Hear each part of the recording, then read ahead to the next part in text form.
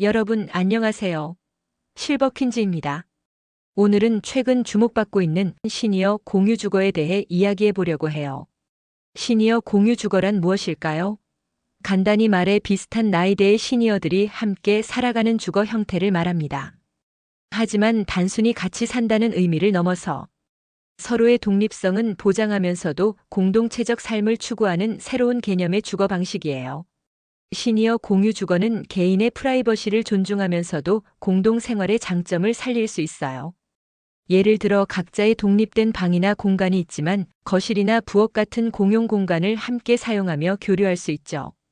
이런 방식은 노년기의 고립감을 줄이고 서로 돌봄과 지지를 나눌 수 있는 기회를 제공해요. 그렇다면 왜 이런 시니어 공유 주거가 최근 유행하고 있을까요? 첫째, 우리나라가 빠르게 고령화 사회로 진입하고 있기 때문이에요. 통계에 따르면 2025년에는 우리나라 인구의 약 20%가 65세 이상 고령자가 될 거예요.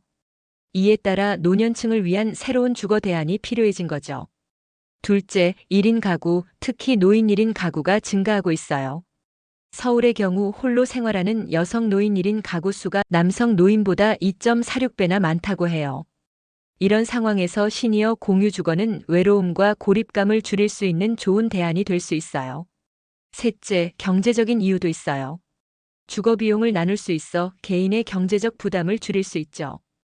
또한 생활비도 함께 나누면 더 효율적으로 사용할 수 있어요. 넷째, 안전에 대한 욕구도 중요한 이유예요. 혼자 살 때보다 여럿이 함께 살면 응급 상황 발생 시 서로 도움을 줄 수 있어 더 안전하게 생활할 수 있어요. 다섯째, 활기찬 노후에 대한 욕구가 커지고 있어요. 단순히 여생을 보내는 것이 아니라 새로운 관계를 만들고 의미 있는 활동을 하며 살고 싶어 하는 분들이 늘고 있죠. 이제 시니어 공유 주거가 개인에게 어떻게 적용될 수 있는지, 그리고 그 의미는 무엇인지 알아볼까요? 먼저 은퇴한 부부의 경우를 생각해 볼 수 있어요. 자녀들은 독립해 나가고 큰 집을 관리하기도 벅차고 외롭다고 느끼는 부부들이 있죠. 이런 부부들이 비슷한 상황의 다른 부부들과 함께 시니어 공유 주거를 선택한다면 어떨까요? 각 부부는 독립된 공간에서 생활하면서도 함께 식사를 하거나 취미 활동을 즐길 수 있어요. 서로의 프라이버시는 지키면서도 외로움을 달랠 수 있고 필요할 때 서로 도움을 주고받을 수 있죠. 혼자 사는 시니어 여성의 경우도 생각해 볼 수 있어요. 배우자와 사별하거나 이혼한 후 혼자 살고 있는 여성 시니어들이 많아지고 있잖아요. 이런 분들이 시니어 공유 주거를 선택하면 안전에 대한 불안감도 줄이고 서로 정서적 지지도 나눌 수 있어요. 또 함께 살면서 새로운 취미를 공유하거나 서로의 경험을 나누며 제2의 인생을 더욱 풍성하게 만들 수 있죠. 은퇴 후 새로운 도전을 꿈꾸는 시니어들에게도 좋은 선택이 될 수 있어요. 예를 들어 귀농이나 귀촌을 생각하고 있지만 혼자서는 엄두가 나지 않는 분들이 있죠. 이런 분들이 뜻이 맞는 다른 시니어들과 함께 시니어 공유 주거를 만들어 새로운 삶을 시작할 수 있어요. 서로의 지식과 경험을 나누면서 함께 배우고 성장할 수 있는 기회가 될 수 있죠. 또 건강에 대한 걱정이 있는 시니어들에게도 좋은 대안이 될 수 있어요. 혼자 살면 건강에 이상이 생겼을 때 대처하기 어렵잖아요. 하지만 시니어 공유 주거에서는 서로의 건강을 체크해주고 응급 상황 시 빠르게 대처할 수 있어 안심이 되죠. 이런 시니어 공유 주거의 의미는 무엇일까요? 첫째, 노년의 삶의 질을 높일 수 있어요. 외로움과 고립감을 줄이고 활기찬 생활을 유지할 수 있죠. 둘째, 세대 간 갈등을 줄일 수 있어요. 자녀와 함께 살지 않아도 편안하고 안전한 노후를 보낼 수 있다는 점에서 세대 간의 부담을 줄일 수 있죠. 셋째, 사회적 비용을 절감할 수 있어요. 노인 돌봄에 대한 사회적 부담을 줄이고 노인들의 자립을 돕는 방안이 될 수 있죠. 넷째, 새로운 노년 문화를 만들어갈 수 있어요. 수동적이고 의존적인 노년이 아니라 적극적이고 주체적인 노년의 모습을 만들어갈 수 있죠. 다섯째, 지역 사회의 활성화에도 기여할 수 있어요. 시니어들의 경험과 지혜를 지역 사회와 나누며 세대 통합적인 지역 문화를 만들어갈 수 있죠. 그럼 이제 시니어 공유 주거가 실생활에서 어떻게 활용되고 있는지 구체적인 사례를 통해 알아볼까요? 서울 마포구에 있는 공동체주택 여백은 시니어 공유 주거의 좋은 예시예요. 이곳은 50대 이상의 시니어 여성들이 모여 사는 곳이에요. 각자의 독립된 공간이 있지만 거실과 부엌을 공유하며 함께 식사도 하고 취미 활동도 즐기고 있어요. 입주민들은 서로를 가족처럼 여기며 외로움을 달래고 있다고 해요. 경기도 고양시의 시니어 쉐어하우스 행복공감도 주목할 만한 사례예요. 이곳은 65세 이상 노인 4명이 함께 살고 있어요. 각자의 방은 따로 있지만 거실과 주방을 공유하며 생활해요. 입주민들은 함께 살면서 생활비도 절약하고 외로움도 달랠 수 있어 만족도가 높다고 해요. 서울 은평구의 구름정원도 시니어 코하우징의 성공적인 사례로 꼽혀요. 이곳은 50대 이상의 시니어들이 모여 사는 곳으로 입주민들이 직접 설계 단계부터 참여해 만들었어요. 개인 공간과 함께 공동 텃밭, 공동 부엌 등을 갖추고 있어 입주민들의 만족도가 높다고 해요. 강원도 원주시의 은빛둥지 마을도 주목할 만한 사례예요. 이곳은 귀농을 꿈꾸는 시니어들이 모여 만든 공동체예요. 각자의 집은 따로 있지만 마을 회관을 중심으로 다양한 활동을 함께하며 서로 돕고 있어요. 농사도 함께 짓고 문화 활동도 함께 즐기며 새로운 노년의 삶을 만들어가고 있죠. 부산의 해운대 센텀 더샵 아파트의 시니어 타운도 좋은 예시예요. 이곳은 일반 아파트 단지 내에 시니어 전용 주거 공간을 만든 경우예요. 65세 이상 노인들이 모여 살면서 다양한 프로그램과 서비스를 제공받고 있어요. 일반 아파트와 함께 있어 세대 통합적인 환경을 만들고 있다는 점이 특징이에요. 이처럼 시니어 공유 주거는 다양한 형태로 실현되고 있어요. 하지만 시니어 공유 주거를 선택할 때 주의해야 할 점도 있어요. 첫째, 입주자들과의 관계를 신중히 고려해야 해요. 함께 살아갈 사람들과 가치관이나 생활 습관이 맞는지 충분히 알아보고 결정해야 해요.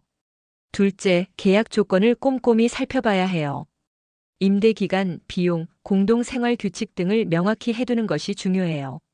셋째, 응급 상황에 대한 대비책이 있는지 확인해야 해요. 의료시설과의 연계나 응급 호출 시스템 등이 갖춰져 있는지 꼭 체크해 보세요. 넷째, 개인의 프라이버시가 충분히 보장되는지 확인해야 해요. 공동생활의 장점을 누리면서도 개인의 시간과 공간이 존중받을 수 있어야 해요. 다섯째, 향후 건강이 악화되었을 때의 대책도 미리 생각해 봐야 해요. 요양시설로의 전환이 가능한지 아니면 어떤 대안이 있는지 미리 알아보는 것이 좋아요. 여섯째, 법적인 문제는 없는지 꼭 확인해 봐야 해요. 시니어 공유 주거가 아직 법적으로 명확히 정의되지 않은 경우도 있어 주의가 필요해요. 일곱째, 지역 사회와의 연계도 고려해 봐야 해요. 단순히 함께 사는 것을 넘어 지역 사회와 어울리며 살아갈 수 있는 환경인지 확인해 보세요. 이렇게 시니어 공유 주거에 대해 알아보았는데요. 여러분은 어떻게 생각하시나요? 우리나라도 점점 고령화되어 가고 있고 노년의 삶에 대한 인식도 변화하고 있어요. 단순히 여생을 보내는 것이 아니라 새로운 도전과 성장의 기회로 노년을 바라보는 분들이 늘고 있죠. 시니어 공유 주거는 이런 변화에 맞춘 새로운 대안이 될 수 있어요. 물론 아직은 생소한 개념이고 우리나라의 정서상 쉽게 선택하기 어려울 수도 있어요. 하지만 점점 더 많은 사람들이 관심을 가지고 시도해보고 있어요. 특히 베이비부머 세대가 본격적으로 은퇴하면서 이런 새로운 주거 형태에 대한 수요가 더욱 늘어날 것으로 예상돼요. 정부와 지자체에서도 이런 흐름에 주목하고 있어요.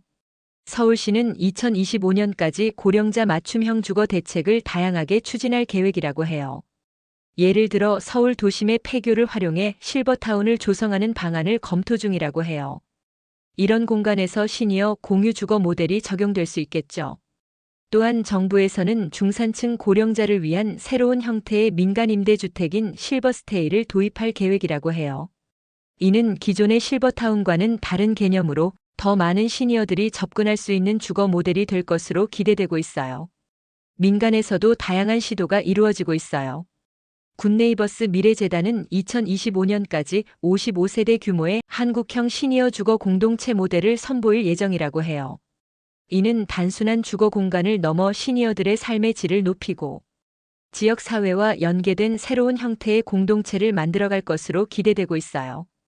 또한 각자의 독립적인 생활을 영위하면서도 함께 사는 각자 공생의 트렌드가 주거 공간에 확산될 것으로 전망되고 있어요.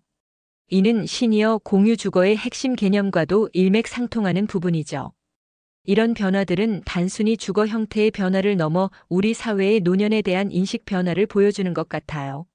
노년기를 더 이상 수동적이고 의존적인 시기가 아니라 새로운 도전과 성장의 기회로 바라보는 시각이 늘어나고 있는 거죠. 시니어 공유 주거는 이런 변화된 시각을 잘 반영하고 있어요. 함께 살면서도 각자의 독립성을 유지하고 서로 돕고 배우며 새로운 관계를 만들어가는 모습은 우리가 꿈꾸는 이상적인 노년의 모습과 닮아 있지 않나요? 물론 아직은 해결해야 할 과제들도 많아요. 법적, 제도적 기반을 마련하는 것부터 시작해서 다양한 모델을 개발하고 시험해보는 과정이 필요할 거예요. 또한 우리 사회의 정서와 문화에 맞는 한국형 시니어 공유주거 모델을 만들어가는 것도 중요한 과제가 될 거예요. 그리고 무엇보다 중요한 건 시니어들 스스로의 인식 변화예요. 노년기를 어떻게 보내고 싶은지, 어떤 삶을 꿈꾸는지에 대해 진지하게 고민하고 준비하는 자세가 필요해요. 시니어 공유 주거는 그런 고민과 준비의 결과로 선택할 수 있는 하나의 옵션이 될 수 있을 거예요. 여러분은 어떠세요? 여러분의 노년을 어떻게 보내고 싶으신가요? 혹시 시니어 공유 주거에 관심이 있으신가요? 아니면 다른 형태의 노년 주거를 꿈꾸고 계신가요? 사실 정답은 없어요. 각자의 상황과 선호에 따라 다양한 선택이 가능하겠죠. 중요한 건 나의 노년을 어떻게 보내고 싶은지에 대해 미리 생각해보고 준비하는 거예요. 그리고 그 과정에서 시니어 공유 주거라는 새로운 옵션도 한 번쯤 고려해보는 것은 어떨까요? 이제 우리나라도 본격적인 초고령 사회로 진입하고 있어요. 이는 우리 모두에게 도전이면서도 새로운 기회가 될 수 있어요. 시니어 공유 주거는 이런 변화의 시대에 맞춰 등장한 새로운 대안 중 하나예요. 이를 통해 우리는 더 풍요롭고 의미 있는 노년을 보낼 수 있는 가능성을 보게 된 것 같아요. 특히 서울과 경기도 지역을 중심으로 다양한 시니어 공유 주거 모델이 시도되고 있어요. 예를 들어 강서 50플러스 센터에서는 2025년 공유 사무실 입주 단체를 모집한다고 해요. 이는 시니어들의 사회 활동을 지원하고 지역 사회와의 상생과 발전을 도모하는 좋은 기회가 될 거예요.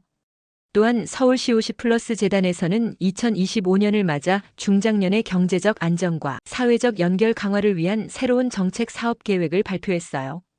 이런 정책들이 시니어 공유 주거와 결합된다면 더욱 풍성한 시니어 라이프를 만들어갈 수 있지 않을까요?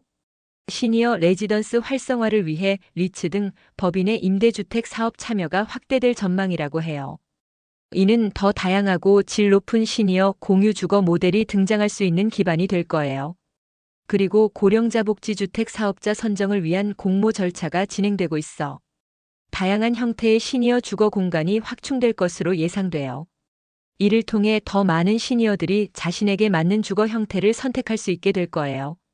이렇게 다양한 변화와 시도들이 이루어지고 있어요.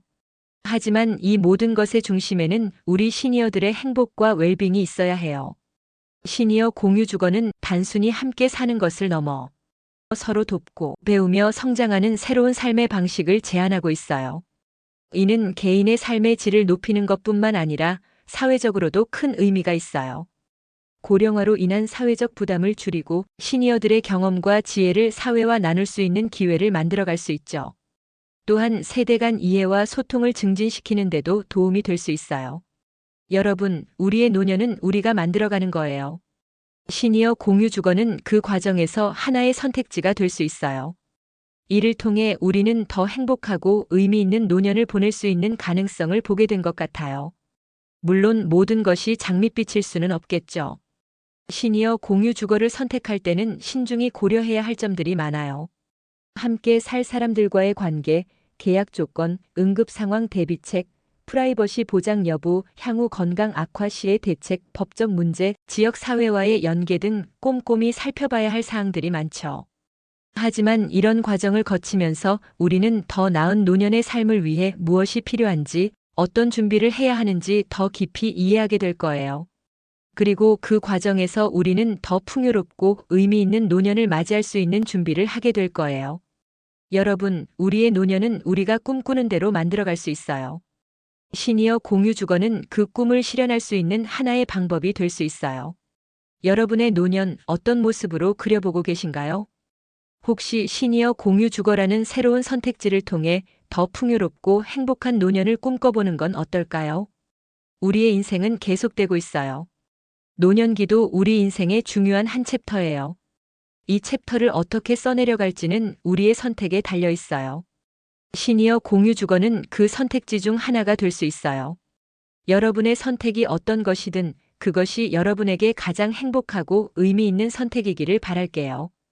오늘은 시니어 공유 주거에 대해 이야기해 봤어요. 혹시 시니어 공유 주거에 관심이 생기셨나요? 우리의 노년을 어떻게 보낼지 지금부터 천천히 고민해 보는 건 어떨까요? 미리 준비하고 계획할수록 우리는 더 풍요롭고 행복한 노년을 맞이할 수 있을 거예요. 지금까지 실버퀸즈였습니다. 구독, 좋아요, 알림 설정은 더 좋은 영상을 만드는데 큰 힘이 됩니다. 여러분의 풍요로운 중년을 응원합니다.